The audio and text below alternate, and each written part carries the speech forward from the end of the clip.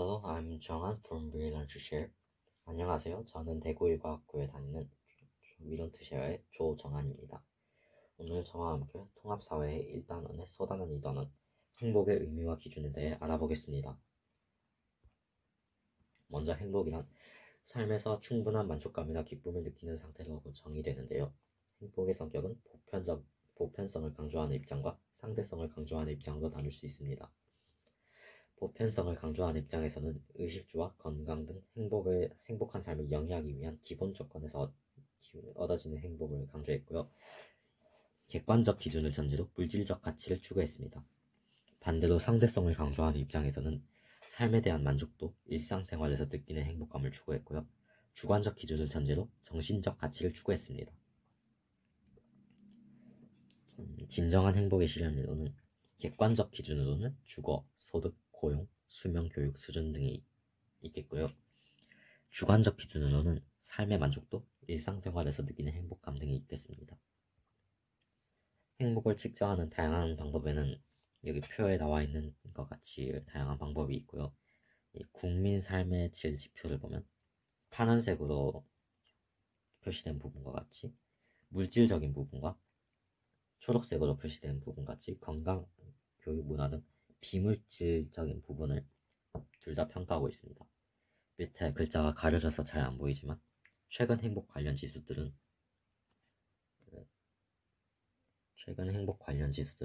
객관적 기준과 더불어 주관적 만족감까지 통합적으로 고려하여 행복을 측정하고 있습니다.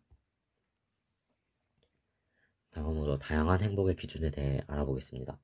먼저 지역적 여건이 있는데요.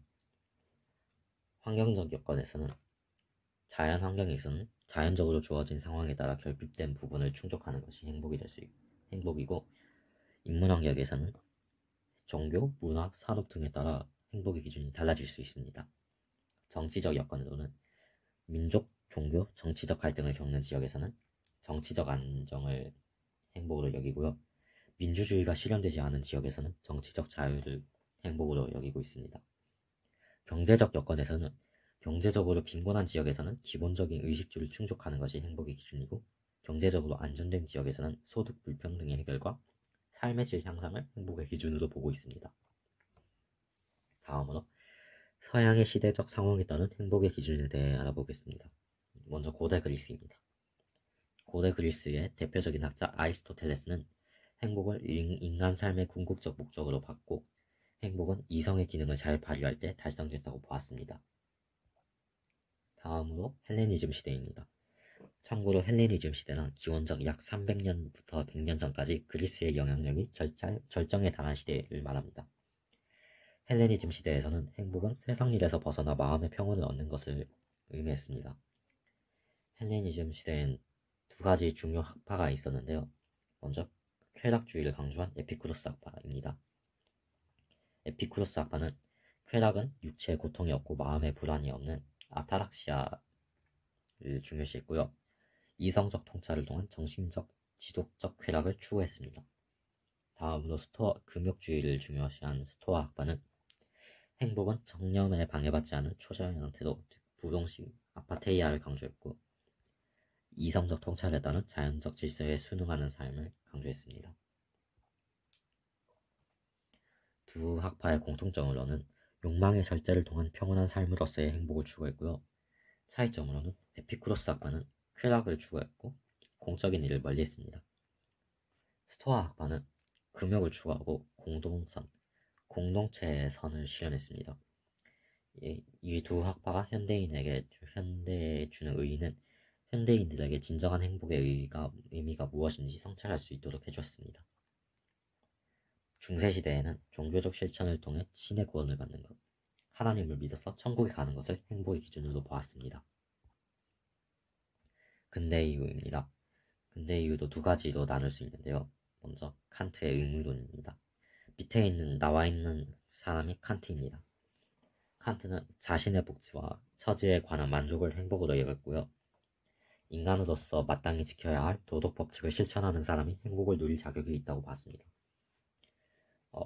의무적으로 도덕 법칙을 지켜야만 행복을 누릴 수 있기 때문에 의무론이라고 생각하시면 좋을 것 같습니다. 다음으로 공리주의입니다. 쾌락의 충족을 행복이라고 여겨 최대 다수의 최대 행복을 가져다주는 행위를 할 것을 강조했습니다. 공리주의도 다시 두 가지로 나눠지는데요. 벤담의 양적 공리주의는 모든 쾌락은 질적인 차이가 없고 양적인 차이만 있다고 했습니다. 반면 미래 질적 공리주의는 쾌락에는 질적인 차이가 있으며 양뿐만 아니라 질적 차이도 고려해야 한다고 했습니다. 행복에 관한 동양의 관점에 대해 알아보겠습니다. 먼저 유교적 관점으로는 하늘로부터 부여받은 도덕적 본성을 보존하고 함양하면서 다른 사람과 더불어 살아가며 인을 실현하는 것을 말합니다. 인이라는 글자가 나오면 유교라고 생각하시면 됩니다. 다음으로 불교입니다. 불교에서는 연기설을 파악하여 나라는 의식을 버리고 청정한 불성을 바탕으로 해탈의 경지에 이르는 것을 행복으로 봤습니다. 연기설이 나오면 불교라고 보시면 되겠습니다. 다음으로 도가입니다. 타고난 그대로의 본성에 따라 인위적인 것이 더해지지 않은 자연 그대로의 모습으로 살아가는 무의자연의 삶을 행복이라고 봤습니다. 무의자연은 한자로 인간의 것이 더해지지 않은 자연을 의미합니다. 무의자연이라는 말이 나오면 도가라고 보시면 되겠습니다. 동양 사상의 공통점으로는 모두 몸과 마음을 바르게 하는 수양을 통해 인간 본성을 실현하는 것을 이상적인 삶으로 강조하였습니다. 지금까지 저와 함께 통합사회의 행복의 기준에 대해 알아봤습니다.